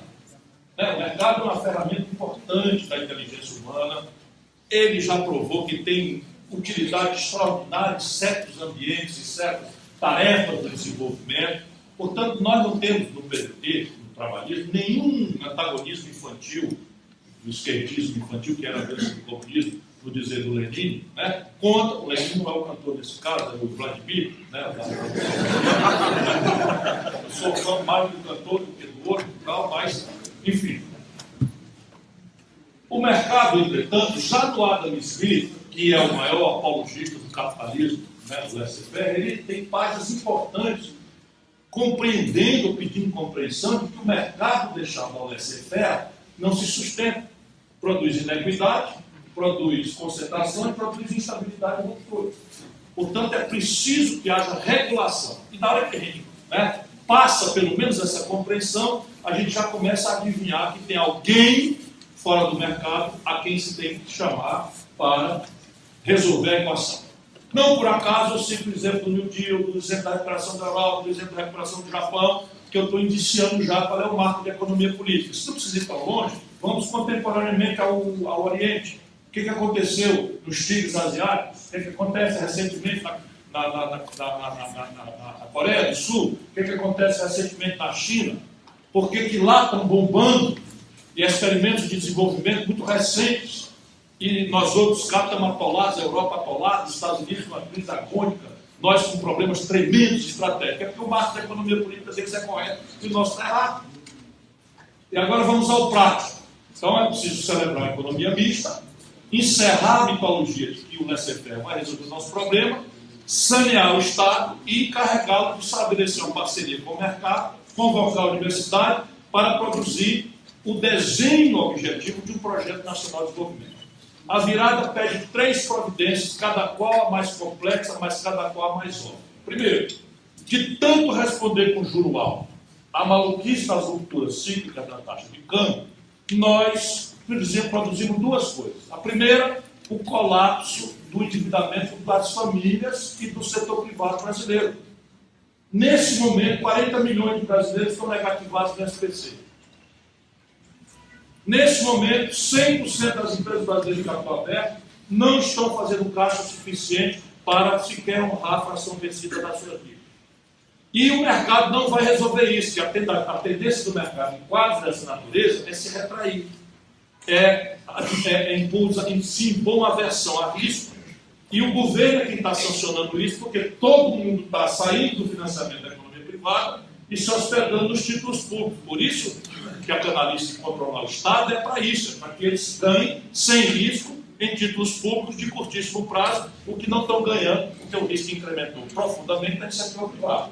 Então precisa desfazer isso, e nós temos que desfazer isso basicamente.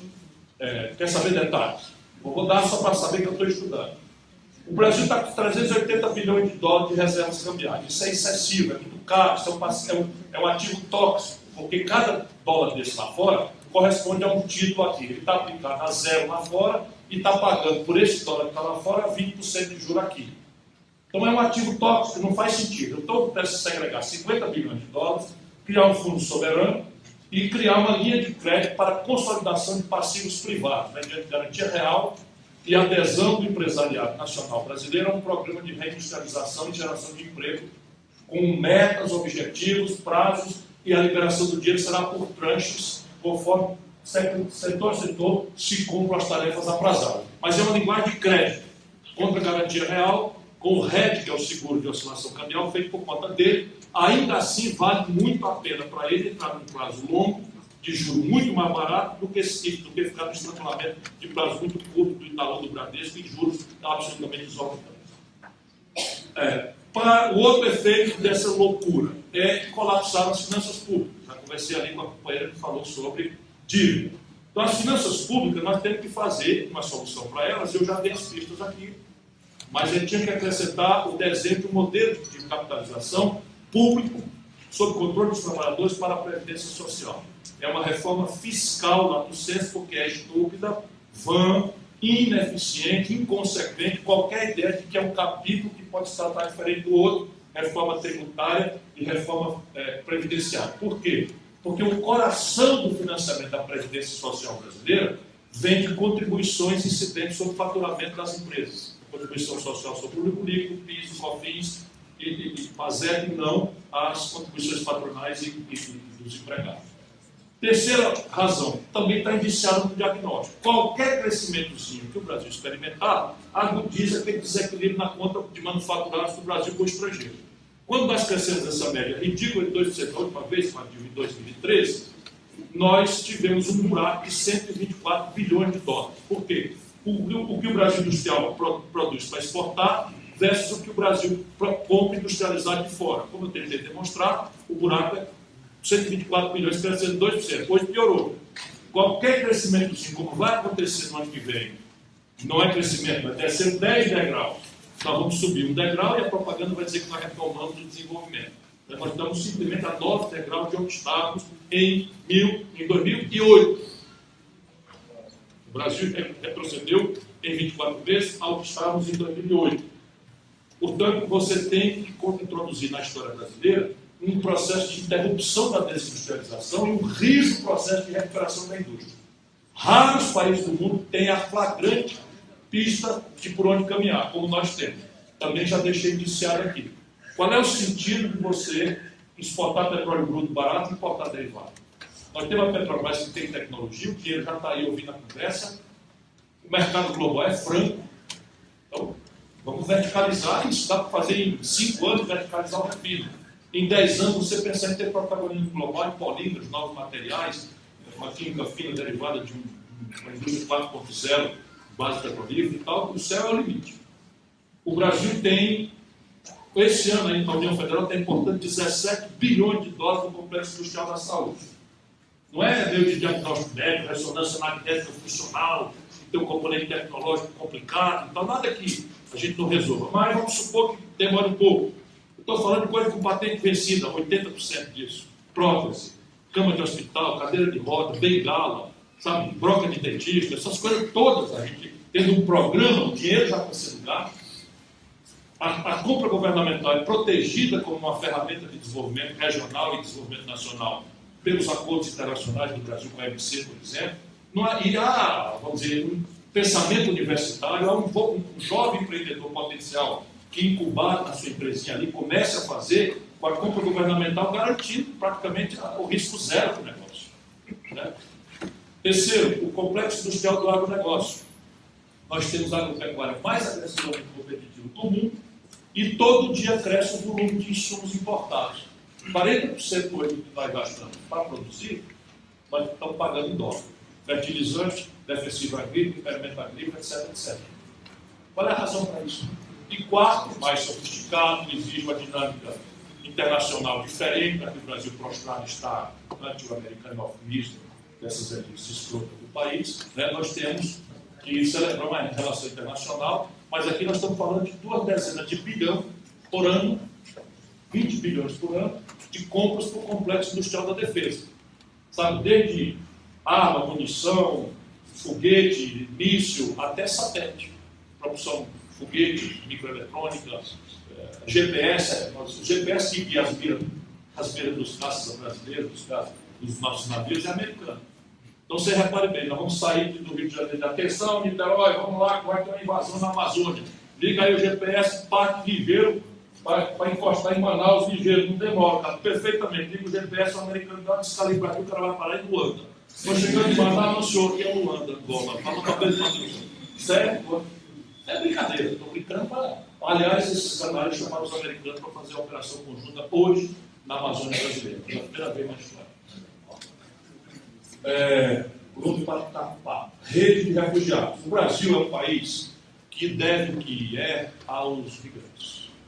Então, só um canalha que não conheça a vida real do Brasil, que existe desde o território, mas mais grave e sensivelmente, só quem não sabe o perrengue que é a vida dos brasileiros, aos milhões que estão por aí afora que não conseguem sobreviver aqui, é que pode ser xenófobo e hostil à nossa tradição generosa de ter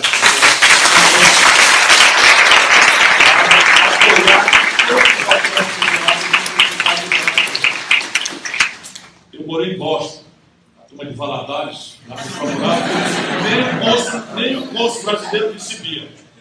Nem o cônsul brasileiro recebia. Eles iam se queixar para mim.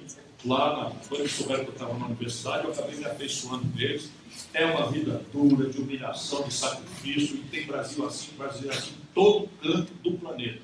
Aí fica alguém aqui dizendo que nós vamos restringir a entrada de meia dúzia de desesperados venezuelanos, de velhos, crianças, mulheres fugidos de uma guerra bárbara provocada pelo Ocidente, né, dentro da Síria. Está doido, está doido. O Brasil não tem que ser. Todos são. Ó, Temer é libanês, Gereissati é libanês, Khalil é libanês, Maluf é libanês, eu sou médico português, né? Dória, você é tão ruim, deve ser dessa.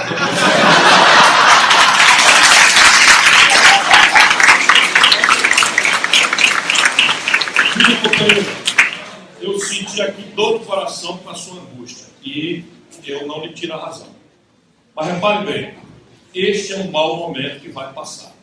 E não se zangue com o nosso povo. O problema é que para o nosso povo, né, a vida real é assim.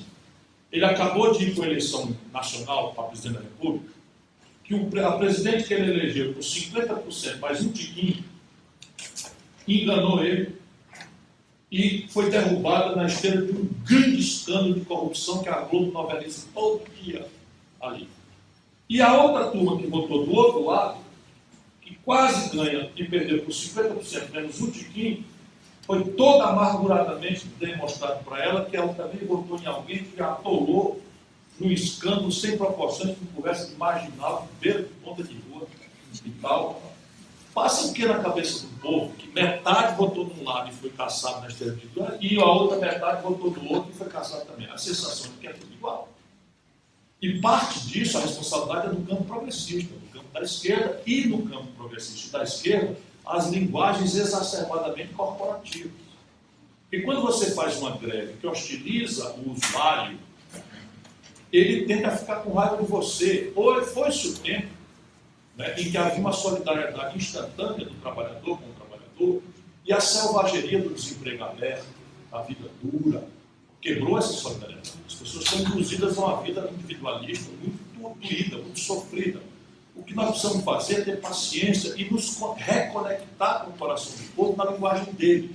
Então, se você não acha que a greve é boa, não é razoável, vai atrapalhar o trânsito, leve esse argumento para a sua assembleia. Isso é que tem que fazer. Tem que ir para as assembleias, tem que fazer grandes assembleias e abrir a conversa lá dentro. Espera aí, vamos fazer outra coisa. Nós vamos agora todo dia chegar meia hora mais cedo e vamos entregar um panfletinho dizendo que vão arrebentar a universidade. Todos os professores vão dar 5 minutos, os primeiros 5 minutos de aula de todas as aulas, contando que o Michel Temer está roubando o dinheiro do país, que está não sei o quê, papapá. São outras linguagens. Não é que você, não estou ensinando o trabalhador a lutar, cada um escolhe sua luta. Mas ou a gente se reconecta com o povo, de onde, aliás, eu nunca me afastei, eu ganho todas as eleições no Ceará. E acredite, não é porque eu faço milagre. Não é mesmo. Eu sou um cara muito chato, agressivo, eu mando bala, falo o que eu penso, não sei o quê, e as pessoas veem isso, um cara que não muda de lado, que não mente, que não promete, que não faz, que não promete que não vai fazer, E é só o que as pessoas querem, só querem esse pouquinho, serem respeitadas na sua dignidade. E hoje a velha esquerda brasileira está em xeque. A velha esquerda e seus métodos de linguagem estamos em xeque. Ou temos a humildade de compreender isso, ou vamos ficar fora. Perdemos já a hegemonia moral e intelectual do debate. Felizmente a direita não ganhou. Mas aí está esse zigue-zague aí aparecendo todo tipo de maluquice. Agora lançaram o Luciano Huck. Eu tomei a liberdade, com todo respeito, e lançaram a Maria Prata.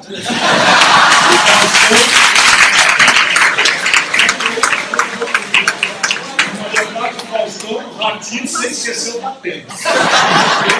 Eu acho que quanto mais opções, melhor para a democracia. Tem mais uma que eu esqueci. Alô, José, né?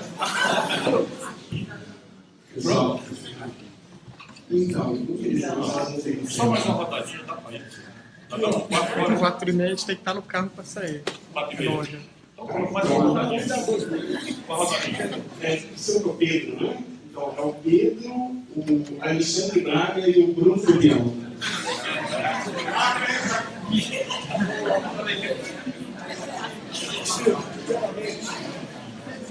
Quero te agradecer pela lembrança que eu colocado. É a nossa história que está em xeque nesse momento. Nós que tivemos Arthur Bernardes, nós que tivemos Juscelino, nós que tivemos Itamar Franco, hoje nós temos 3 caricaturas de políticos brasileiros do Senado. Inclusive um que fez um relato golpista, foi o relator golpista da derrubada de uma representante do Brasil, mas também dos Minas, na questão do golpe. Então eu quero aqui, perante a todos os integrantes da nossa universidade, lembrar de um nome que foi professor de Direito Internacional aqui, Celso Teixeira Brant, foi um dos mais brilhantes. Tenho certeza que se ele estivesse, estaria aqui conosco. Ele fazia a seguinte pergunta. Celso foi autor da lei de remessa de lucros. E essa lei dizem alguns que antecipou o ponto 64. Então eu me pergunto, como vamos controlar o fluxo de capital saindo do capital das pessoas? O Brasil tem que dar uma olhada nisso. Ah, isso daí, sabe? Bom, pessoal, boa tarde a todos. Eu queria saber o seguinte: em função dos nossos inimigos brasileiros também, que já estão ensaiando os nossos adversários, não seria possível a gente montar uma frente ampla com você, o Lula, a Manu e mais aí alguém do PSOL e ganhar o primeiro turno para derrotar a direita de uma vez? Porque eu acho que essa divisão desse tempo, por exemplo, nós não temos mídia, nós não temos poder judiciário, a opinião pública está contra a gente. Será que a gente não montar a frente ampla não seria mais fácil tentar ganhar o primeiro turno e já...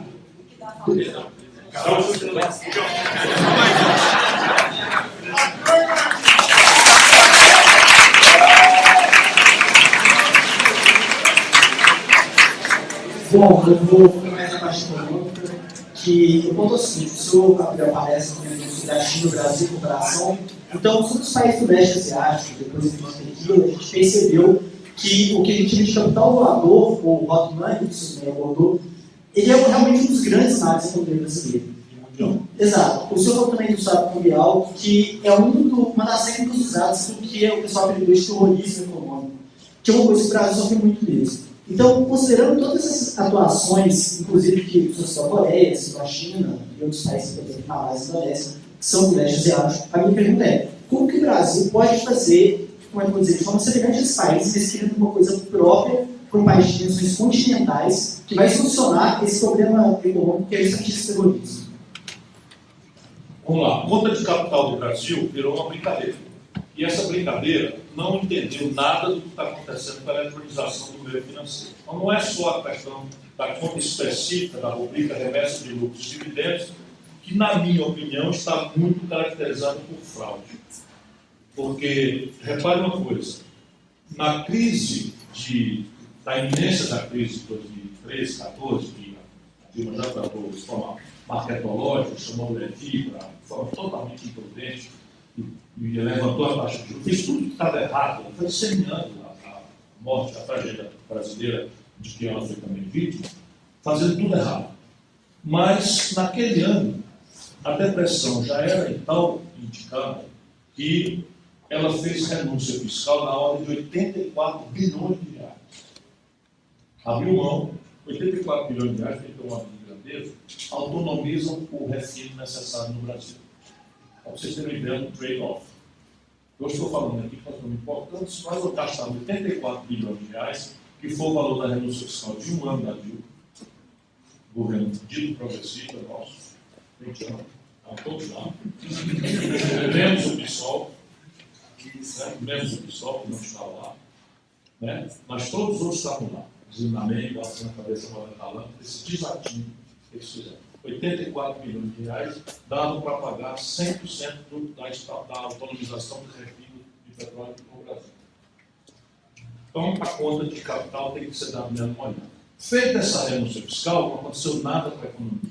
E naquele ano, a indústria automobilística, que estava com 30% de capacidade de instalada ociosa, remeteu 5 bilhões e 700 milhões de dólares de lucro para o estrangeiro. Lucro esse que ela não teve. Portanto, parece que há aí uma necessidade de dar uma olhada.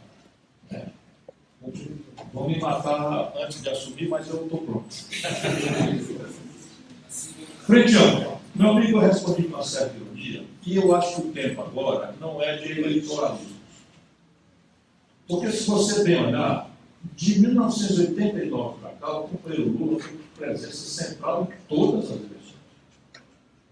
De 89 para cá, o Lula foi presença central por si ou por um pedaço que impôs a nós, progressistas, uma mulher que não tinha nenhuma experiência política, com um vice que era um bandido, chefe de quadrilha, se o povo não sabia, eu e o Lula sabíamos, que eu denunciei para ele, me afastei e falei publicamente muitas vezes, que é o Michel Temer, e nós estávamos juntos todas as vezes. Eu, Ciro Gomes, em 89, era prefeito de Fortaleza, o Lula era uma mirabolância. Eu votei nele no segundo turno. Em 94, eu ajudei a fazer o real, o Lula ficou contra. Como ficou contra a Constituinte, como ficou contra o governo do Itamar, que era uma consequência inevitável do impeachment que nós fizemos juntos, eu mais o Lula. Eu estou cansado de balançar a cabeça em nome de unidade, de frente, de tolerância, porque ele é o maior de nós todos, o maior líder popular do Brasil, é ele que não me custa nada reconhecer isso, servir ao país sob a liderança dele, do ministro dele. Em 98, eu fui candidato a presidente, apoiei o Lula na luta, não deixava acontecer nem sequer segundo turno. Em 2002, fui candidato a presidente, apoiei o Lula no segundo turno, e aceitei ser ministro. Em 2006, retirei minha candidatura para apoiar a direção do Lula, e fui expulso do meu partido por isso. Em 2010, depois de dizer para mim 100 vezes que eu era candidato, o Lula fez o pedaço e apontou a Dilma, e eu fiquei lá junto a Dilma. Em 2014, o Eduardo Campos, depois de participar 4 anos do governo, de saudosa memória, rompeu, ele resolveu ser candidato e me expulsou do outro partido. Para ajudar o Lula e a Dilma. O Ceará é o único estado do Brasil que deu 2/3 dos votos contra o impeachment. O Ceará é o único estado brasileiro, no auge a Dilma é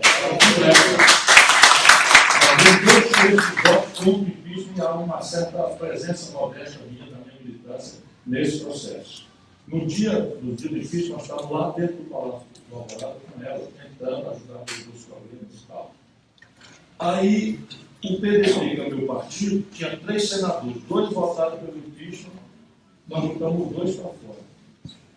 Os 2 foram para fora. Aí chega agora, o Lula resolve ser candidato, condenado. Acho que é justo? Não, acho que não é justo, não. Sou bacharel em direito, sou advogado experimentado, a sentença de 218 páginas é ruim, não tem nenhum fundamento. Não dá para ser juiz sério e sustentar a sentença da guerra. Ok? Ok. Mas e aí? Um de nós é imundo, um judiciário injusto, que vive sendo injusto para todo mundo. E aí, na segunda instância, condena o cara e o cara vai manter o país, uma nação de 200 milhões de pessoas de refém, de recursos temerários, nós vamos todos, em nome da nossa unidade, balançar a cabeça e tal. Vamos manter a unidade, não vamos virar para o outro lado. Aí o Lula resolve chegar agora e o PT apoia o Eunício Oliveira, a mesa do Senado. O Eunício Oliveira, que é senador do PTB, que era ministro do Lula, que votou pelo impeachment. E com quem nós vamos ter, porque ele é lá do Ceará, por causa disso também. Aí o Lula resolve fazer uma caminhada muito épica pelo Brasil e vai chegar em Alagoas e se agarrar com a Renan Calheiros, que foi ministro da Justiça do Fernando Henrique, que foi aliado dele, e que está enrolando tudo que não presta. Aí agora a Manoela é anunciada pelo PCdoB, que a vida inteira lá no pé do PT, e eles escolheram a Manoela e ameaçam apoiar o Flávio Dino, como se tivessem apoiado o Flávio Dino na eleição passada. O Lula determinou a intervenção do PT do Maranhão para obrigar o PT a apoiar o Sarney, contra o PCdoB do Flávio Dino, mais o PT apoiamos. Agora, aconteceu uma eleição suplementar no Amazonas, o nosso companheiro amazonino do PT enfrentou Eduardo Braga, ministro da Dilma, que saiu do ministério para votar pelo impeachment da Dilma e comandou os 8 votos do deputado federal do Amazonas, não teve nenhum. No Amazonas, 3 senadores e 8 deputados federais, todos votaram pelo impeachment, todos foram ministros. Alfredo Nascimento, Lula e da Dilma, o Eduardo Braga. E quem não teve apoio da eleição contra o Amazonas? O Eduardo Braga. Ah, o diabo.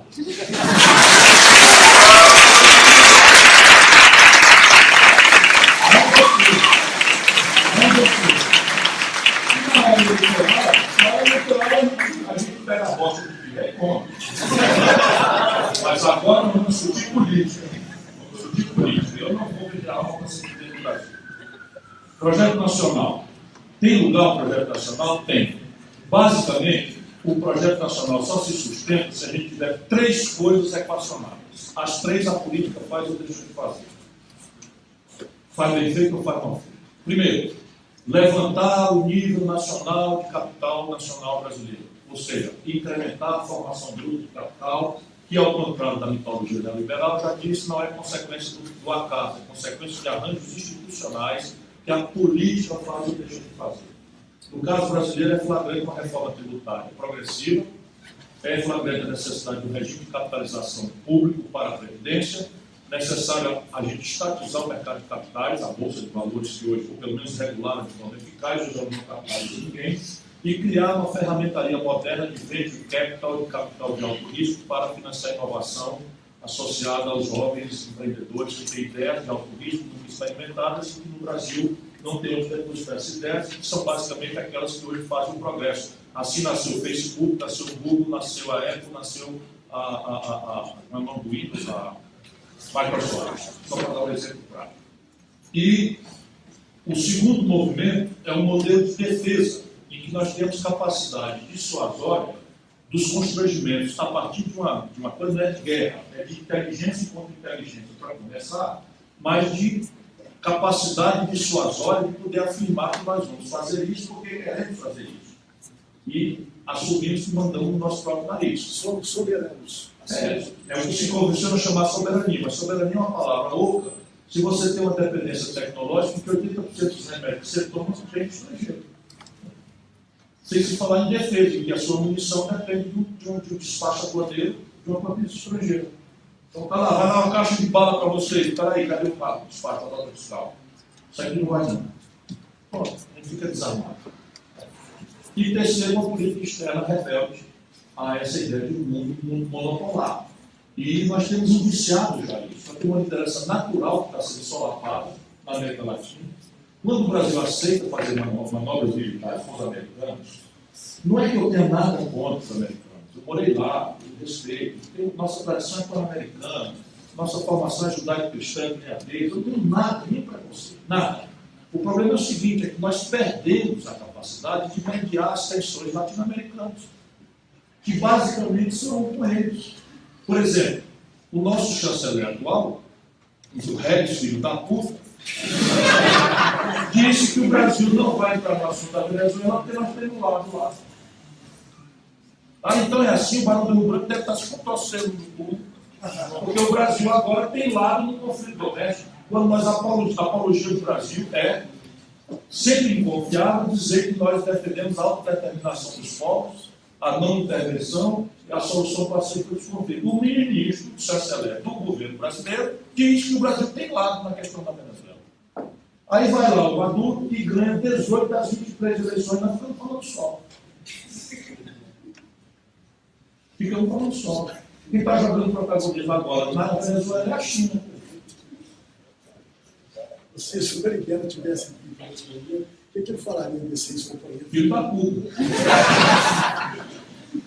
São determinadas questões, então repare, se o Brasil entra numa dinâmica de relações internacionais em que nós apostamos num mundo multipolar, na solução pacífica dos conflitos, na não intervenção, e a gente começa a resolver problemas de transferência tecnológica sensível, de preferências comerciais industriais e de mecanismos rebeldes de financiamento aberto, rebeldes a Bretton Woods, que o BRICS pode dar, o mundo muda. Não é que muda o Brasil, muda o mundo. A África, né, a própria Europa, que vai entrar na dinâmica com a China agora, de um cinturão no caminho, nós estamos falando de 50 trilhões de dólares que a China vai investir na antiga Rota da Seda, e o Brasil virou um nada na relação internacional. Viramos um nada. Porque nós somos hoje considerados um pacote de pateta, entreguista, né, que não somos capazes de nos autodeterminar. E cumprimos um papel sujo que os americanos quiserem que a gente cumpra. Inclusive de abrir mão do nosso próprio status de natural mediador, líder da América Latina. América Latina ou na América do Sul. Enfim, muito obrigado a vocês, perderam a luz da